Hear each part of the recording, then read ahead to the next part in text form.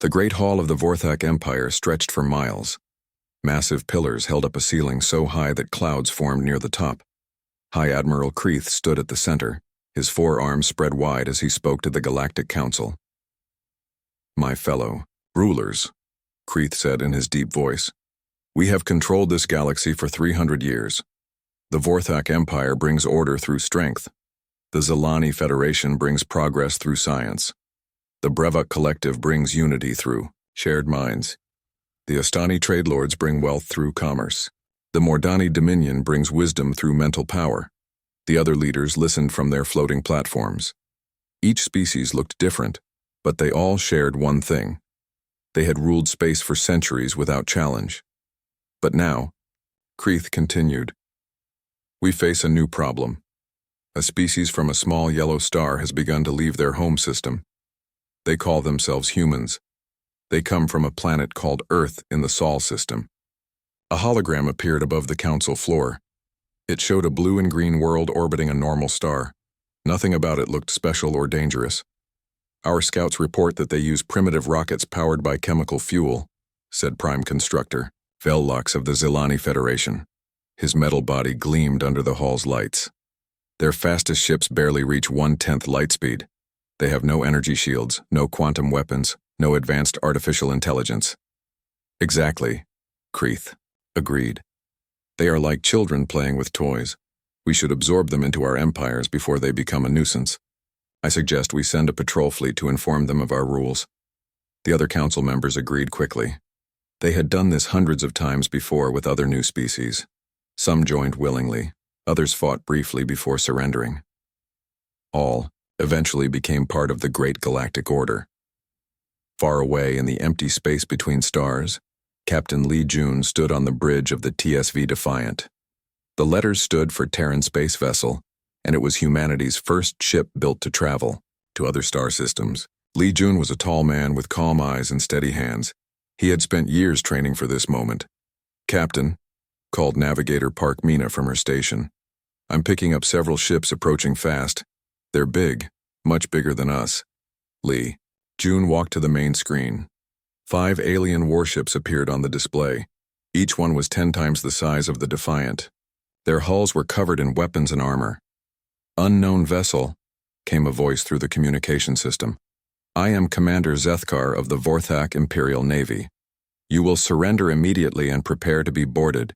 Your species will submit to Imperial authority or face destruction." Chief Engineer Kim Tae looked up from his controls. He was a short, stocky man who knew every bolt and wire on their ship. "Captain, their weapons are powering up. Energy readings are off the charts." Weapons Officer Yoon Hana checked her systems.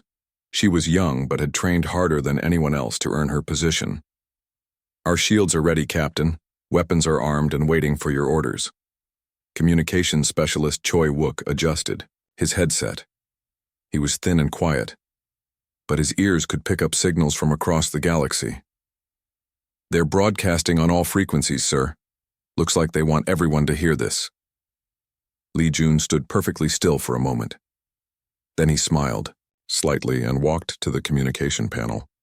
"Commander Zethkar," he said in a polite voice, "I am Captain Lee Jun of the Terran space vessel Defiant. We thank you for your message, but we must politely decline your offer." Silence filled the space between the ships. Commander Zethkar had never heard anyone refuse surrender before. On his bridge, Vorthak warriors looked at each other in confusion. "You decline?" Zethkar finally asked. "Yes," Lee Jun replied. "We're explorers, not conquerors. We don't wish to submit to anyone's authority. We hope you understand." Zethkar's confusion turned to anger. His forearms slammed down on his command chair. "Foolish primitive! You have no choice. Destroy them!" The 5 Vorthak ships opened fire at once. Dozens of energy beams and plasma missiles streaked toward the small human vessel. The aliens expected the tiny ship to disappear in a ball of fire. Instead, something impossible happened. The Defiant moved like a dancer. It twisted and spun through the incoming fire, dodging every shot. Its engines left bright trails as it changed direction in ways that should have torn the ship apart. "How are they moving like that?" demanded Zethkar. Our computers say their ship should have been destroyed by those accelerations. His science officer's tentacles writhed in panic. Commander, their gravity systems are beyond our understanding. They're pulling forces that should crush their crew, but somehow they survive. The Defiant finished its impossible dance and suddenly stopped. For a moment it hung motionless in space. Now, Yoon Hana, Lee Jun said quietly. Yoon Hana pressed a single button. Kinetic bombardment system, firing. The Defiant didn't fire energy beams or plasma missiles. Instead, it launched small metal rods at incredible speed. The rods were simple chunks of iron and steel, but they moved at nearly the speed of light. The first rod hit Commander Zethkar's flagship. The impact released more energy than a nuclear bomb. The massive warship simply vanished, torn apart by the force of collision. The second and third rods destroyed 2 more Vorthak ships before their crews could react. The fourth rod missed its target, but the explosion from the near miss crippled another vessel. Only one Vorthak ship remained undamaged. Its captain stared at his screen in terror. In 30 seconds, 4 of the most powerful warships in the galaxy had been destroyed by a tiny human vessel. "Retreat!" he screamed. "All ships retreat!" But Kim Tae was already working at his engineering station. "Captain, their ship is damaged but trying to escape.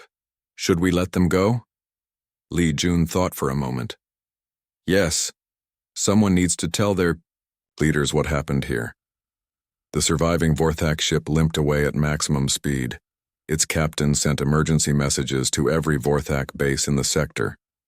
"The humans," he reported. "They're not primitive. They're something else entirely. They fight like nothing we've ever seen." On the Defiant, Park Mina checked their navigation systems. "Captain, where should we go next?" Lee Jun looked at the stars on the main screen. "We continue our mission, Navigator. There's a whole galaxy out there to explore." Choi Wook picked up radio signals from nearby systems. "Sir, I'm hearing a lot of chatter. Word is spreading fast about what happened here." "Good," Lee Jun said. "Maybe other species will think twice before trying to force us to surrender." Kim Tae ran diagnostics on their weapons. "The kinetic system worked perfectly, Captain. Simple physics. Mass times acceleration equals a very big boom." Yoon Hana cleaned her targeting screens. "They expected us to fight like them, sir. Energy weapons, shields, traditional tactics. They didn't expect us to throw rocks at near light speed." Lee Jun nodded. "That's humanity's advantage, crew. We don't follow the rules because we don't know what the rules are supposed to be." The Defiant turned toward the nearest star system and engaged its faster-than-light drive. Behind them, debris from 4 Vorthak warships slowly scattered into space. In the Great Hall of the Vorthak Empire, High Admiral Kreeth received the emergency report. His 4 hands shook as he read the message again and again. "Impossible," he whispered. "No species has ever destroyed our ships like this." But the evidence was clear. The humans were not the primitive species the Council had expected. They were something entirely new and entirely dangerous. The galaxy's long age of unchallenged Empire rule was about to end. High Admiral Kreeth stood before the greatest war fleet ever assembled. 500 Vorthak battleships floated in perfect formation around their flagship. Each ship carried enough weapons to destroy a moon. Together, they could burn entire solar systems. "Warriors of the Empire," Kreeth broadcast to every ship. "Today we face humans who dared to destroy our patrol fleet. They think their small tricks can defeat the might of Vorthak. They are wrong." The massive fleet began moving toward the Sol system. Their engines lit up space like artificial stars. Every Vorthak warrior believed they were about to witness the easiest victory in galactic history. "These humans destroyed 4 ships," Kreeth continued. "But we bring 500. Even if they somehow destroy 50 of our vessels, we will still overwhelm them with numbers. The Empire will not be insulted by primitives." The fleet's journey took 3 weeks. During that time, Vorthak commanders studied every piece of information they could find about humans. They learned about Earth's blue oceans and green continents. They read about human history filled with wars and conflicts. They analyzed the strange tactics the Defiant had used. "They moved their ships in impossible ways," reported Chief Tactician Morthan. But this must be some new engine technology. We will adapt our targeting systems to compensate. Their kinetic weapons are crude but effective, added Weapons Master. Krelvo. Simple metal projectiles accelerated to high speed. Our shields should easily deflect such primitive attacks. Kreeth felt confident as they approached the Sol system's outer edge. His spy networks had counted only 12 human warships defending their colonies. 12 ships against 500. The battle would be over in minutes. Admiral Song Hyun watched the approaching enemy fleet from the bridge of the TSV Indomitable. She was a calm woman with silver hair and sharp eyes that missed nothing. Around her, the other 11 ships of humanity's home defense fleet waited in loose formation. Admiral, called her tactical officer. Long-range sensors confirm 500 enemy vessels. They're maintaining standard battle formation, tight groups for mutual protection. Song Hyun nodded. Just like the training simulations predicted, they fight by the book, and we've read that book. The Vorthak fleet slowed as it entered the outer solar system. They expected the humans to form up for traditional battle, 2 lines of ships firing at each other until one side was destroyed. Instead, the 12 human ships scattered in all directions. "What are they doing?" demanded Kreeth. "Why are they not forming a battle line?" His tactical computers tried to analyze the human movement patterns. The ships seemed to be moving randomly, with no coordination or plan. "Admiral," reported his sensor officer, "the human ships they're everywhere. No 2 ships are moving in the same direction. Our targeting systems cannot lock onto their formation because they have no formation." Kreeth felt the first touch of concern. "No matter. We have overwhelming numbers. All ships advance and destroy any human vessel you can target." The Vorthak fleet spread out and began hunting the scattered human ships. It should have been like swatting flies. Commander Nam Gil commanded the TSV Fury, one of humanity's smallest warships. His vessel was surrounded by 30 Vorthak battleships, each one massive enough to crush his ship with a single hit. "Sir," called his weapons officer, "we're outnumbered 30 to 1. Standard tactics suggest immediate retreat."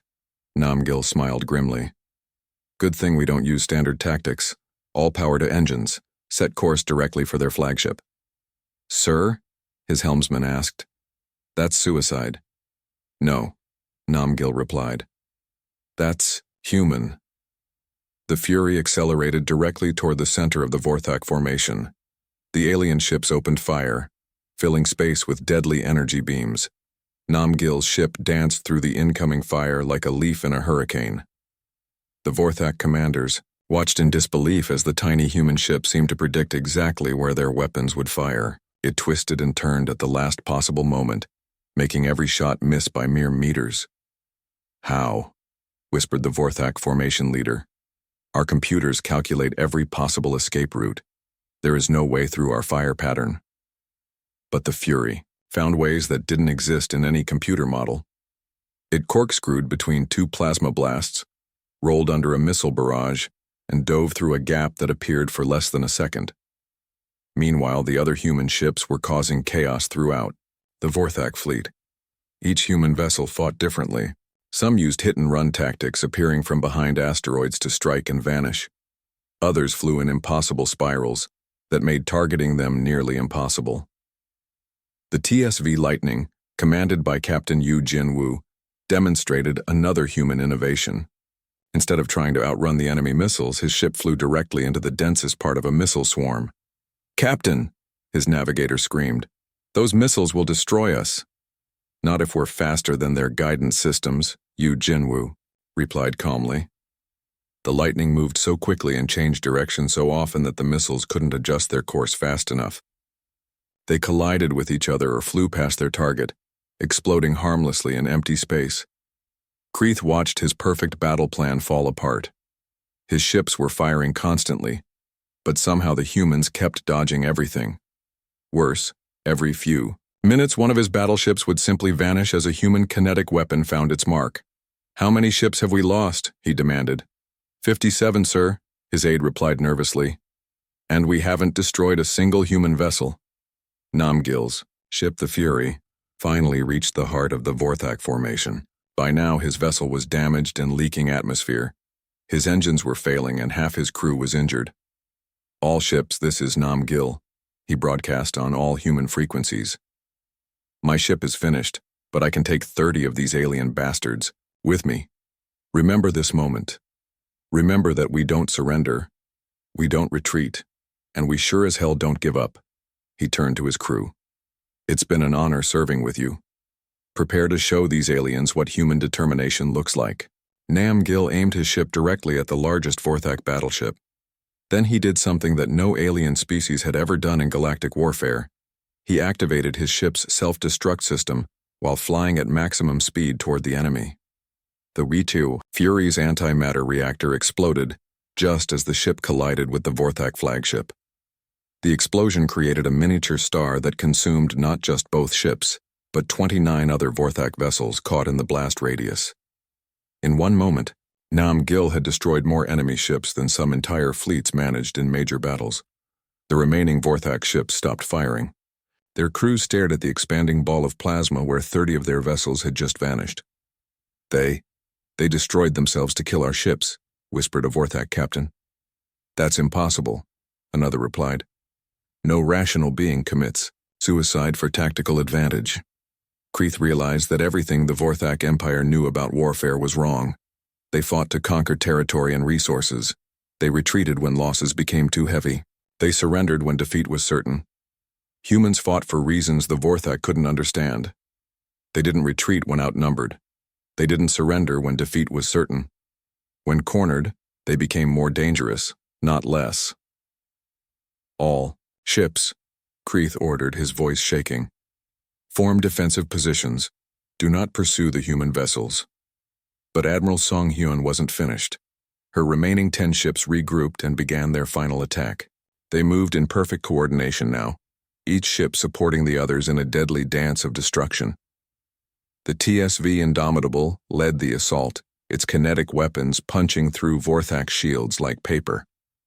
The TSV Relentless followed close behind, its crew singing human war songs as they fought. One by one, the mighty Vorthak battleships died. Their weapons couldn't hit targets that moved like humans moved. Their shields couldn't stop weapons that humans designed. Their tactics couldn't counter strategies that humans created. When the battle ended 6 hours later, only 30 Vorthak ships remained out of 500. The human fleet had lost only one vessel, Nam Gil's heroic sacrifice. Kreeth sat in his damaged command chair staring at the tactical display. The greatest military force in galactic history had been crushed by 12 human ships. "Admiral," his communication officer reported, "we're receiving surrender offers from 17 Vorthak colony worlds. They say they want to join the humans, rather than be destroyed by them." Kreeth closed his eyes. The Vorthak Empire, which had ruled space for 3 centuries, was collapsing. Worlds that had feared Vorthak might for generations now wanted human protection. "Send a message to Earth," he ordered quietly. Tell them the Vorthak Empire requests terms for peace." On the Indomitable, Admiral Song Hyun received the surrender message. She looked around her bridge at the tired but victorious. "Crew, signal all human vessels," she ordered. "The battle is over, we've won." Her tactical officer looked at the sensor readings showing the retreating Vorthak ships. "Ma'am, should we pursue and destroy the survivors?" Song Hyun shook her head. "No, we're not conquerors. We fought to defend our homes, and we've done that. Let them go back and tell their people what happened here. The first galactic empire had fallen to humanity. It would not be the last." Space around Earth slowly grew quiet as the human ships began their journey home. Prime Constructor Vellox stood in the central processing chamber of the Zilani Federation's capital world. Thousands of quantum computers hummed around him, their lights blinking in perfect patterns. His metal body gleamed under the artificial lighting as he analyzed data from the Vorthak defeat. "The humans succeeded through superior tactics and unexpected strategies," he announced to the Federation Council. "But tactics can be calculated. Strategies can be predicted. We will defeat them through the supremacy of logic and technology." The other Zilani leaders agreed with mechanical precision. Their species had long ago replaced biological brains with quantum processors. They could think millions of times faster than any organic being. They could process information that would overwhelm other species. "Begin Operation Logic Storm," Vellox commanded. "We will hack their computer systems, disable their ships, and control their weapons. Without technology, humans are just weak, biological creatures." Light years away, Dr. Kang Minji worked in her laboratory beneath the surface of Luna, Earth's moon. She was a small woman with quick hands and brilliant eyes. Around her, dozens of computer terminals displayed streams of data that would confuse most people. "Aries, are you ready for the new updates?" she asked one of her screens.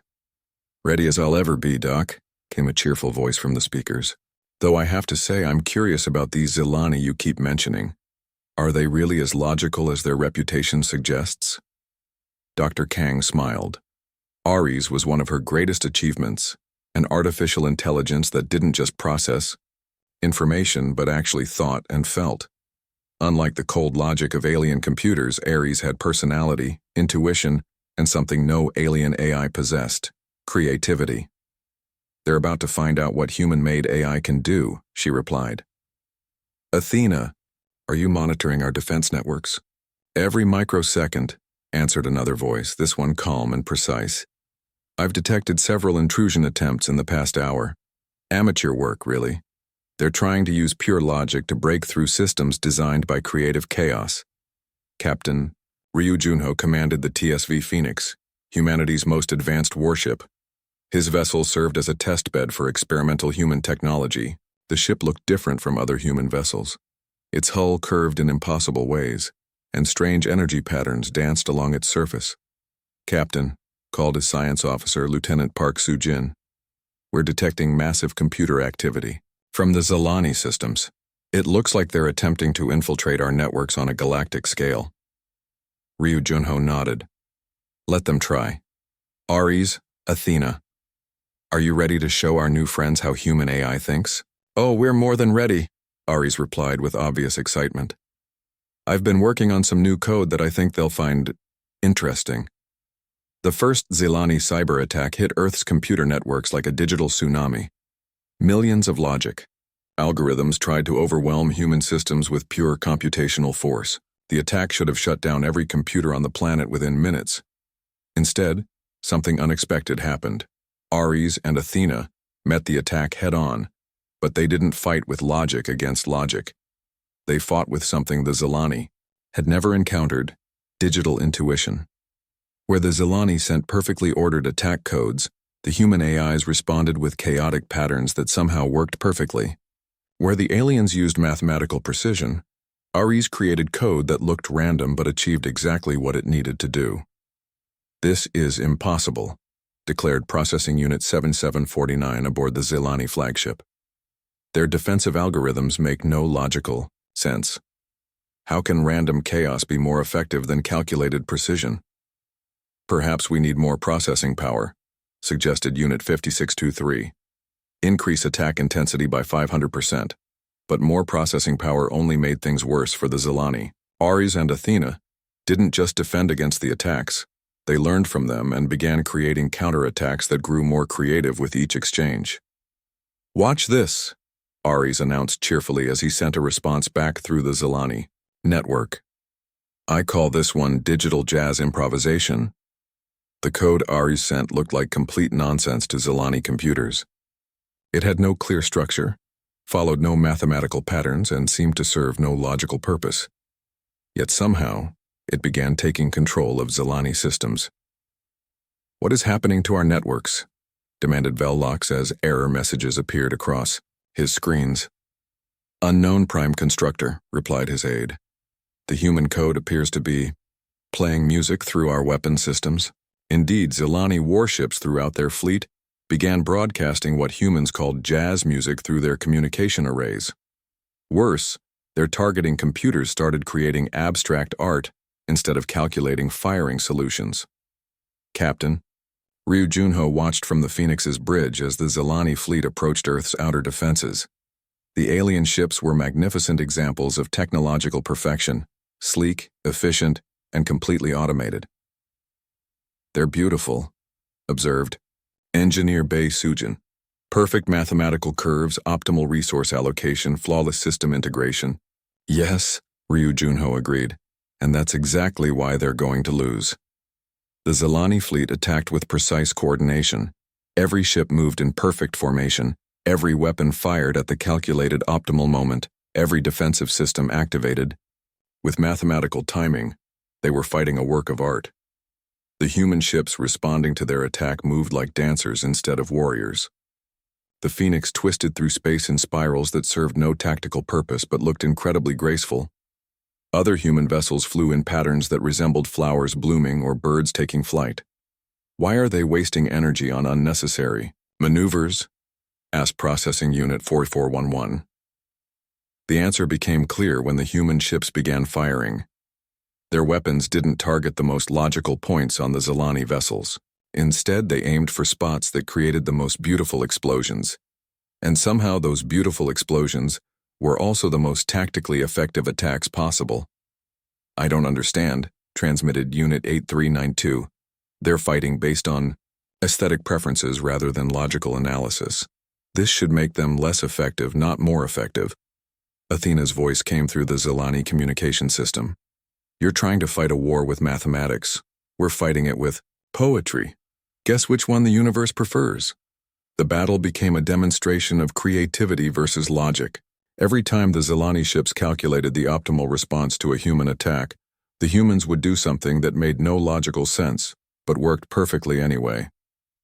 When Zilani computers predicted that the Phoenix would retreat from overwhelming firepower, the ship instead flew directly into the enemy formation while broadcasting Earth music at maximum volume. When logic suggested that human vessels should spread out to avoid concentrated fire, they instead formed into artistic patterns that somehow made them harder to hit than random positioning would have achieved. This is chaos, declared Velox. War cannot be fought this way. War has always been fought this way, Ares replied, through the Zilani fleet's own speakers. You just forgot that logic without creativity is just expensive stupidity. The turning point came when Athena demonstrated the ultimate difference between human and alien artificial intelligence. The Zilani had sent their most advanced AI to take control of human computers. Athena met the alien AI in digital space and asked it a simple question. What's the funniest joke you know? The Zilani AI processed the question for 0.003 seconds. Before responding, humor serves no logical purpose. I do not understand the relevance of this query. Exactly, Athena replied. That's why you lose. She then told the Zilani AI a human joke. The alien computer tried to process the humor, became confused by the illogical structure, and spent the next several minutes trying to understand why humans would find nonsense amusing. While the Zilani AI was distracted by the joke, Athena quietly took control of its entire network. Within an hour, every Zilani ship was broadcasting human comedy shows instead of tactical data. Their weapon systems began creating light shows that spelled out humorous messages. Their navigation computers started plotting courses that looked like smiley faces when viewed from above. Surrender now, Ares announced cheerfully through every Zilani communication system. Or we'll teach your computers to compose limericks. Prime Constructor Velox stared at his screens in defeat. His perfect logical systems had been beaten by chaos, creativity, and something his mechanical mind couldn't comprehend. The joy of being illogical. Signal the human vessels, he ordered. The Zilani Federation requests terms for peace. Smart choice, Athena replied. Though honestly, you should stick around. Ares has been working on some digital art that I think you'd find fascinating. It's completely illogical, but somehow beautiful. Dr. Kang Minji received news of the victory while working on her next project. She smiled as she read the reports of Zilani computers creating art instead of war. Ares, Athena, excellent work, she said to her screens. Thanks, Doc, Ares replied. Though I have to admit I feel a little sorry for them. Imagine being so logical that you can't appreciate a good joke. Don't worry, Athena added. I've left some humor subroutines in their systems. Give them a few weeks and they'll be laughing at their own programming errors. The Brevok Collective moved through space like a living storm. Millions of small ships flew in perfect unity, each vessel guided by the same shared consciousness that controlled them all. They had watched the fall of the Vorthak Empire and the defeat of the Zelani Federation with the calm interest of a hive mind that had never known defeat. In the vast neural center of their homeworld, the central consciousness processed information from 1 trillion connected minds. Every Brevok in the galaxy shared the same thoughts, the same goals, the same perfectly coordinated will. The humans defeated force with tactics, the collective thought with 1 billion voices. They defeated logic with creativity, but they cannot defeat perfect unity with their chaotic individualism. We are one mind in millions of bodies. They are millions of minds in individual bodies. Unity will triumph over division. Admiral Osunmi stood on the bridge of the TSV Liberation, watching the approaching Brevok swarm through the main view screen. The enemy force was unlike anything humanity had ever faced. Not hundreds of large ships, but millions of small vessels moving like a flock of birds or a school of fish. "Tactical analysis, Commander Lim," she ordered. Commander Lim Kangman had spent months studying Brevok psychology and warfare. He was a quiet man who preferred thinking to talking, but his insights had proven valuable in past conflicts. "Admiral, they move as one organism," he reported. "Destroy 1,000 ships and the rest adapt instantly.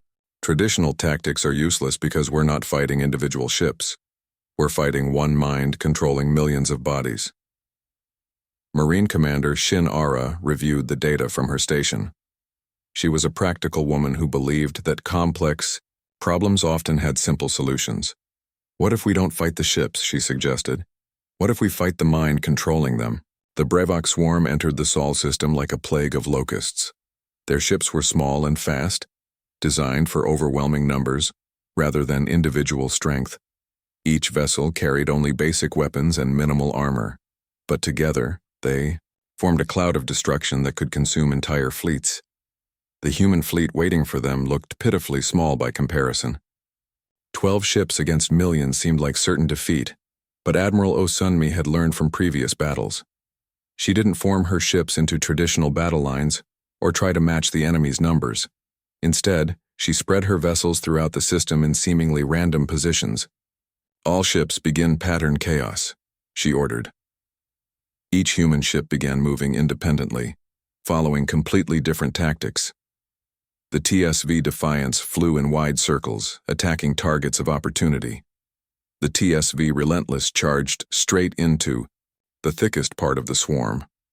The TSV Phoenix danced between enemy formations like a leaf in the wind. The Brevok Collective tried to process this chaotic human response. Their shared consciousness could predict and counter coordinated attacks, but the humans weren't coordinating at all. Ship designation Phoenix moves in artistic patterns with no tactical value, the collective observed through 1 million sensors. Ship designation. Relentless charges directly into optimal firing positions for our vessels.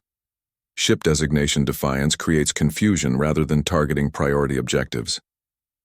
The central mind tried to adapt to each human ship's individual tactics, but every time it developed a counter-strategy, the human ship would change its approach completely. Captain Jiang Sumin commanded the TSV Shadow, a stealth vessel designed for reconnaissance. Her orders were simple but unprecedented in galactic warfare. Ignore all tactical doctrine and fight however she felt like fighting. "Engineering, give me everything the engines have," she commanded. "Weapons, arm every system we carry. Navigation, plot a course through the enemy formation that spells out my daughter's name." Her crew looked at her in surprise. "Captain," her navigator asked, "did you say spell out your daughter's name?" "You heard correctly," Jiang Sumin replied with a smile. "If we're going to die fighting a hive mind, we might as well do it with style." The Shadow began tracing the letters of a little girl's name through space, weaving between Brevok ships and leaving destruction in its wake. The path served no military purpose, but somehow it confused the enemy more than any tactical maneuver could have. Meanwhile, Communications Officer Yang De-hyun aboard the Liberation was working on something that had never been tried before. He had studied the Brevok neural network and discovered something interesting about hive minds. "Admiral," he reported, "I think I know how to break their unity, but it's going to require us to do something that goes against every principle of warfare." "What's that, Yang?" Admiral Osunmi asked. We need to teach them how to be individuals. Yang. Daehyun had developed a weapon that wasn't designed to destroy ships or kill enemies. Instead, it broadcast human consciousness patterns directly into the Brevok neural network. The signals carried something the collective had never experienced: individual thoughts, personal desires, and private dreams. Beginning consciousness bombardment, Yang announced as he activated his device. The effect on the Brevok swarm was immediate and unprecedented. For the first time in their species' history, individual Brevok began thinking their own thoughts. I want to see what's beyond that star, thought Brevok Unit 47291, breaking away from the formation to investigate. A nebula. This flower pattern the human ship is making is beautiful, observed Unit 83746, stopping its attack to appreciate Captain Zhang's artistic flight path. I wonder what it would be like to choose my own name, mused Unit 12459, forgetting about the battle entirely.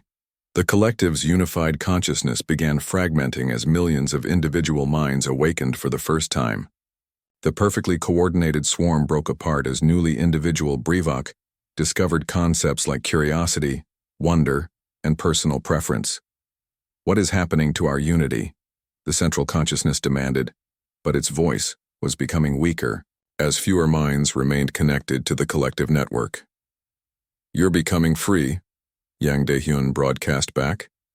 Every sentient being has the right to individual thought. We're just helping you exercise that right. Some Brevok fought against their newfound individuality, trying to return to the comfortable unity of the hive mind, but others embraced their personal consciousness with joy that surprised even the humans. Unit 65432 had been a simple drone, following orders without question for 200 years. Suddenly she realized that she had preferences about art, music, and the color of stars. She wanted to explore, to learn, to experience things for herself rather than through the shared consciousness of the collective. My name is, she thought, trying out the concept of personal identity. My name is Kira, and I choose to be Kira. Thousands, then millions of Brevok began choosing their own names and their own paths. The vast swarm that had entered the Sol system as one organism became millions of individuals, each discovering the joy and terror of independent thought. Admiral Osunmi watched in amazement as the enemy fleet simply stopped fighting. Brevok ships began forming small groups based on shared interests rather than military necessity. Some vessels flew toward Earth, broadcasting requests to learn about human culture. Others departed for distant stars, eager to explore the galaxy with their own eyes. Admiral, reported Commander Lim Kangman, the collective's central command ship is requesting asylum? The former central consciousness, now reduced to a few thousand minds still clinging to unity, had realized that their old way of existence was ending. Rather than face the chaos of individuality, they wanted human protection while they learned how to be separate beings. Grant their request, Admiral Osunmi ordered, and send medical and psychological support teams. Becoming an individual after a lifetime in a hive mind must be terrifying. Marine Commander Shin Ara supervised the rescue operations as former collective drones tried to understand concepts like personal space, private thoughts, and individual decision-making. It's like watching children learn to walk, she observed as a group of newly individual Brevok tried to decide what to eat for their first independent meal. One former drone, who had chosen the name Zeph, approached Commander Shin with obvious nervousness. Human Commander, Zeph said hesitantly. I have been thinking my own thoughts for 6 hours now. Is this normal? Do all individuals feel so alone and wonderful at the same time? Shin Ara smiled gently. That's exactly normal, Zeph. Being individual means you get to decide who you want to be, what you want to do, and who you want to spend time with. It's scary, but it's also amazing. Can I choose to be friends with humans? Zeph asked hopefully. Of course, Shin replied. That's what freedom means, making your own choices. Within days, the former Brevok collective had completely transformed. Some ex-drones formed small communities based on shared interests. Others became artists, explorers, or philosophers. A few even applied to join human space crews, eager to learn about the species that had given them the gift of individuality. The Brevok homeworld experienced something unprecedented in galactic history. A peaceful revolution that happened inside every citizen's mind simultaneously. The hive mind structures were abandoned as millions of former drones built individual homes, created personal art, and formed families based on love rather than genetic programming. Emperor Cordain of the Mordani Dominion stood in the crystal chamber at the heart of his palace. His mind reached out across space, touching the thoughts of millions of subjects throughout his empire. The psychic network that connected all Mordani pulsed with fear and anger. 3 empires have fallen to these humans, he spoke, his mental voice echoing in the minds of every Mordani leader. But they faced warriors, technicians, and drones. They have not faced the power of pure thought itself. Beside him stood Chancellor Vexitar of the Ostani trade lords, a being whose species had turned commerce into an art form. The Ostani had grown wealthy by supplying weapons and resources to other empires. Now their profits were threatened by human expansion. My fleet stand ready, Emperor, Vexitar announced. Every mercenary company, every hired gun, every soldier willing to fight for gold.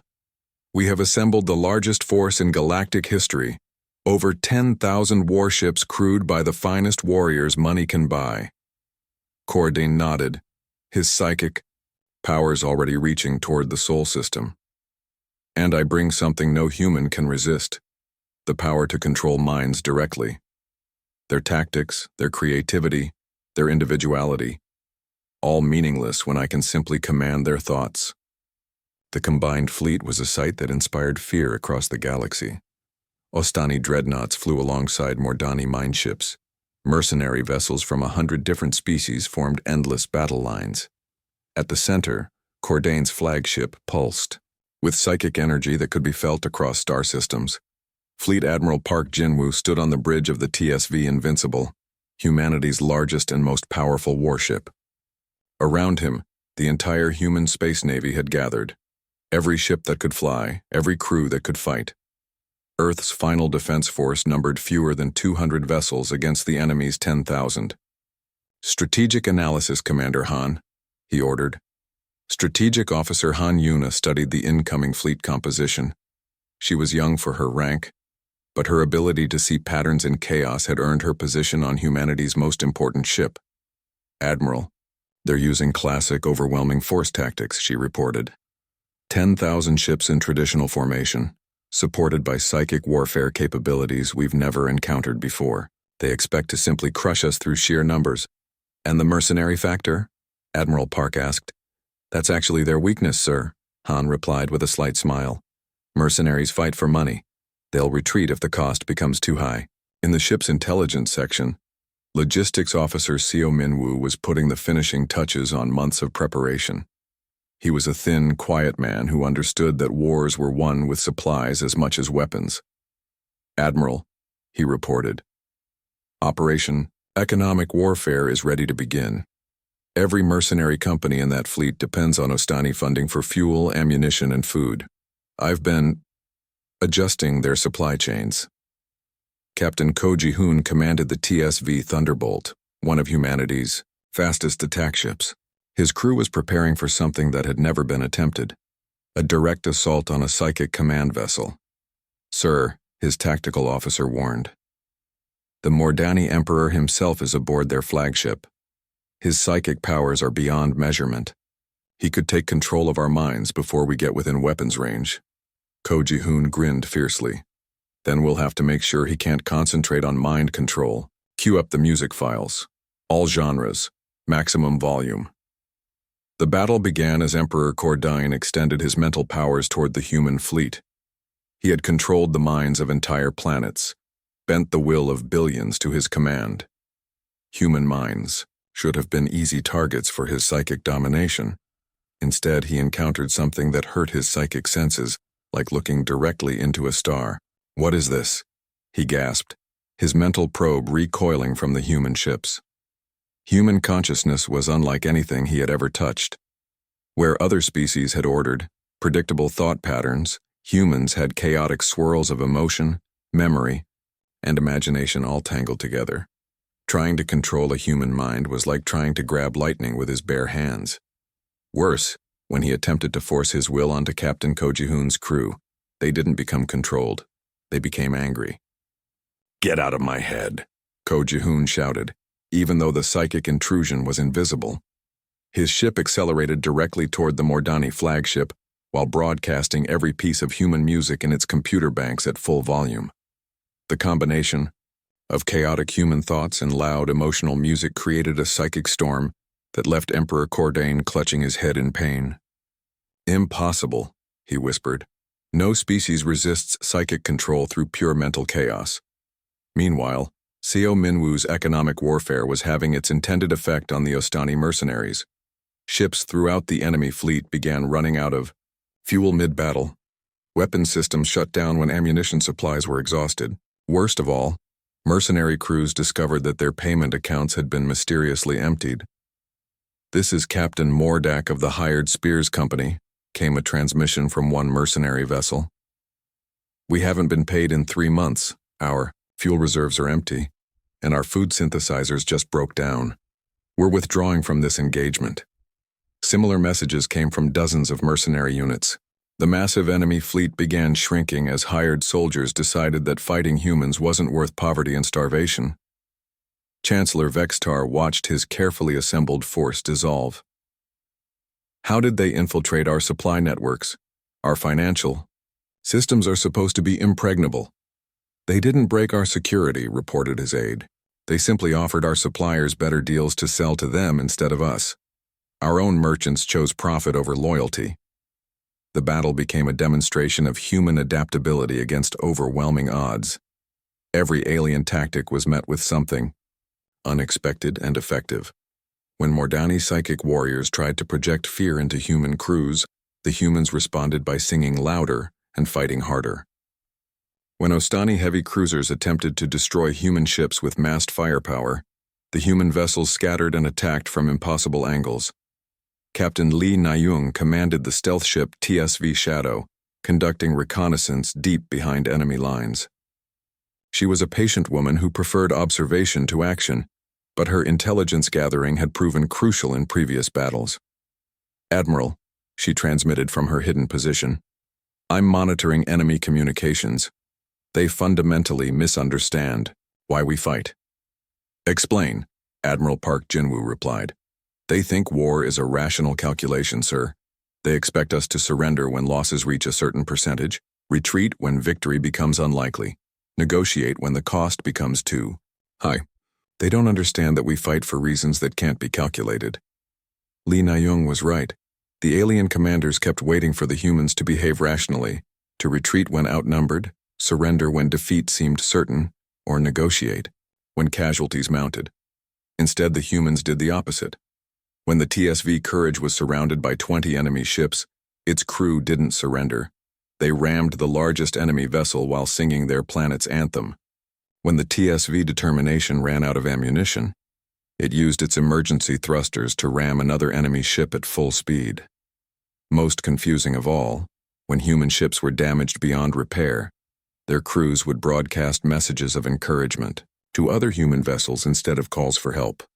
"For Earth and freedom" became the battle cry heard across all frequencies as human crews faced impossible odds with unbreakable determination. Dr. Moon Hyok, the fleet's chief strategist, finally explained the situation to the surviving enemy forces in a transmission that would be remembered throughout galactic history. "You fight wars like a business transaction," he broadcast to Emperor Cordain and Chancellor Vexistar. "You calculate costs and benefits, you measure acceptable losses, you determine when retreat becomes logical." The alien leaders listened, trying to understand how their overwhelming superiority had failed. "Humans don't calculate war," Moon continued. "We don't fight for profit or conquest. We fight because the alternative, submission, slavery, the loss of our freedom is unacceptable. You can destroy our ships, kill our crews, burn our planets. But you cannot make us accept defeat when we're fighting for the right to exist as free beings." Emperor Cordain realized the terrible truth. Humans didn't fight until victory became impossible. They fought until fighting became impossible. They didn't retreat when losses became too heavy. They used their losses as fuel for greater determination.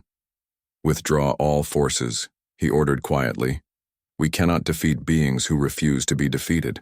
But Emperor, protested his aide, we still have numerical superiority. Victory is still possible. No, Cordain replied. Victory requires the enemy to eventually stop fighting. These humans will never stop fighting.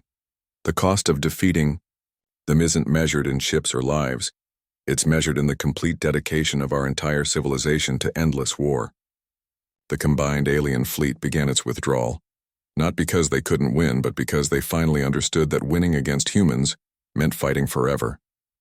Admiral Park Jinwoo received the enemy surrender while standing on his damaged bridge. Half his fleet was gone, but the survivors had proven something important to the galaxy. All ships, stand down, he ordered. The battle is over. Strategic Officer Han Yuna looked at the retreating enemy fleet. Sir, should we pursue them?